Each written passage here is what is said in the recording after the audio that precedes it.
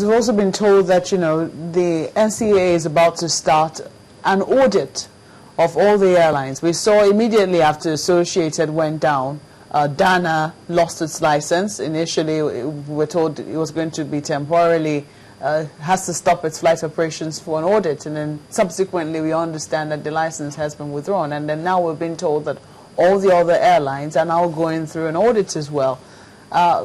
One is asking the question, what exactly has been happening in that particular area? How often have we been doing audits? Is it because of the crash that we're now beginning to do audits? No. The audit process is a continuous thing. It has been going on. Several airlines have gone through. If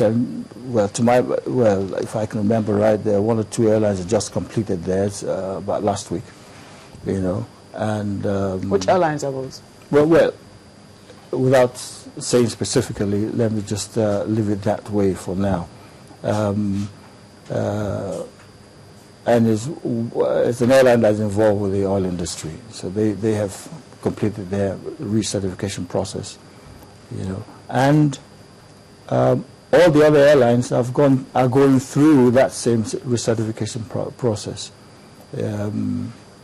We have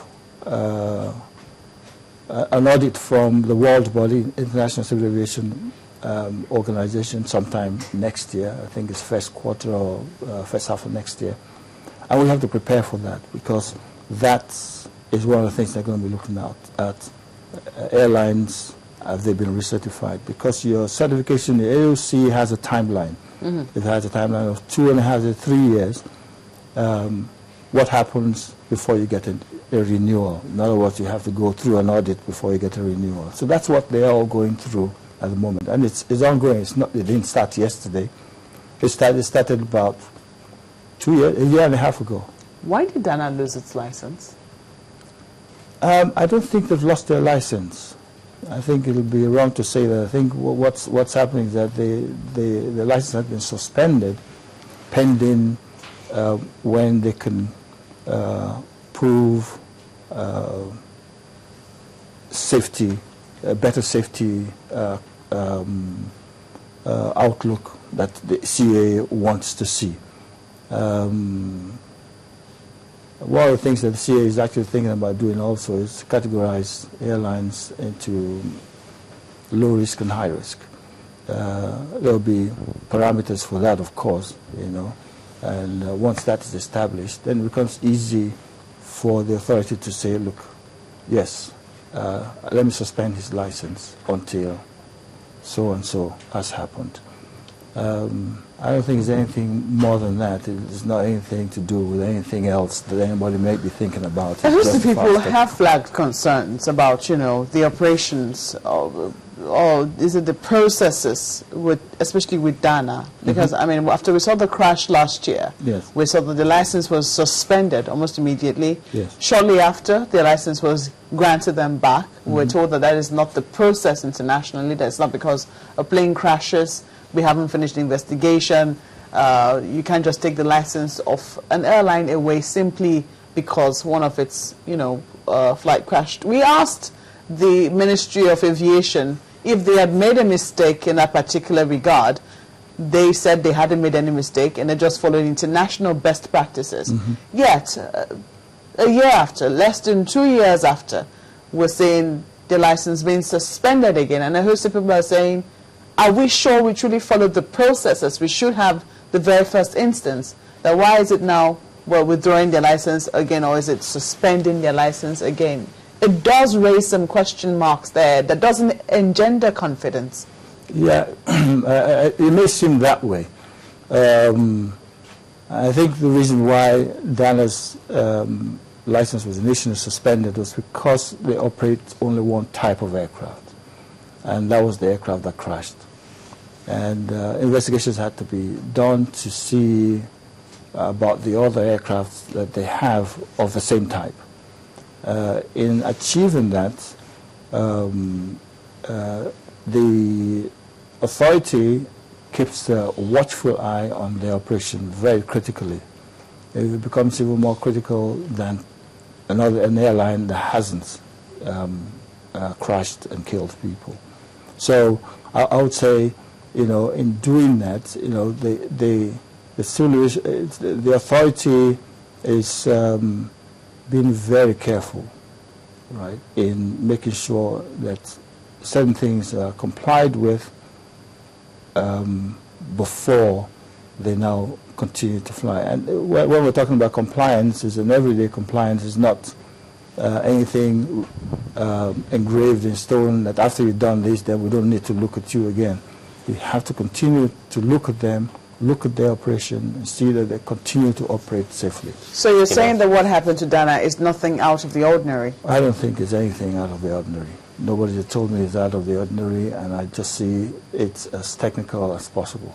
How much of safety measures do the airlines put in place? Because we're beginning to think that some of these pilots, with due respect, and even airline operators, are more or less like a terrorist. Because if anyone should get in a plane known for that you have a sick airline, perhaps maybe that has escaped the eye of the NCA, or the NCA has an official who deliberately hasn't actually done his job well, then you're just a killer that has just gone ahead to kill people. So have we seen, now when we talk about licenses being suspended, perhaps maybe we're likely to see more getting that same kind of suspension.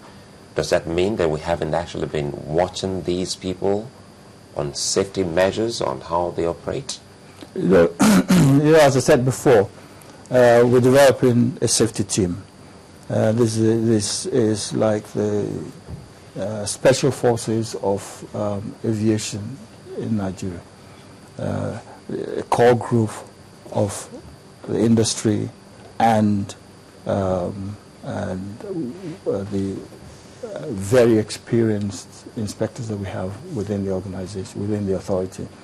This team of people will constantly be setting goals, and those goals will have to be complied with. So if, in effect, about 2 months ago or half a year ago, these were the goals, and they see that maybe we need to have more goals to be able to achieve what we need to achieve, they will say so, and that will be passed on to the industry, because it's all an industry NCA relationship. Seeing as also believe in, of all the times I've been at the airports, I haven't actually seen anyone maybe with any reflective or any kind of jacket that says NCA, looking at the airline, looking at the aircraft. Perhaps that can actually give some kind of, should I say, comfort in the minds of air travelers. We see people mill around the plane, but we don't know what they're doing. We don't know if the NCA has actually done any kind of check. The only thing we know is that people are checking baggages. So if you can go ahead to look into my bag to see that I'm not taking any kind of weapon or anything that is unsafe, why is it so hard for us to also see people do that on the aircraft? Looking at the baggage aspect of it, I mean, you never see what's going on underneath there as far as baggage is concerned. There's a little scanner out there that I'm not sure if you've seen. Maybe you're not getting me. I'm saying that if you put so much emphasis on all of that, yes. Why is it that we don't put same on the aircraft? Point I'm trying to make is it's not visible. You know what I mean? I mean, you see the CA guy may not necessarily be on the tarmac, but he'll be in the office of the flight operations department seeing their books on how they mitigated maybe the last check and things like that, and see how they sign that off. It's all about signing off on the maintenance that you've done previously. Now, we now have a whole set of ramp inspectors who are constantly going around and checking aircraft. Simple things like tire is worn, or there's a fuel leak or something like that. These are the things they go about doing. They're not visible, but they're there. you know, and that is ongoing. When we're still going to get some more people to do ramp inspections. Just quickly, because it's very important, because now we're talking about documents, and we know what people can do when it comes to documentation. Don't you think that sometimes some of these are actually forged, or haven't you, in your stay there at the NCAA till this moment, haven't you seen any one with a forged documentation as to perhaps servicing of any of the aircrafts? Well, these are highly skilled and experienced and certificated individuals. I mean, if you go around forging documents the day you're caught, then you either go to jail or you lose your job. And I don't think that is a standard practice. Just quickly, in terms of the weather, what's your relationship with NIMET?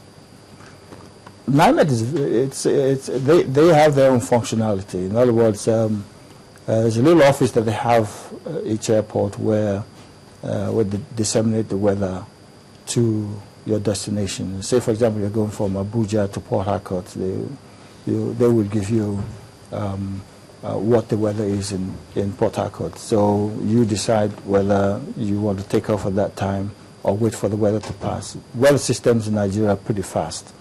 Move about 30 knots or so.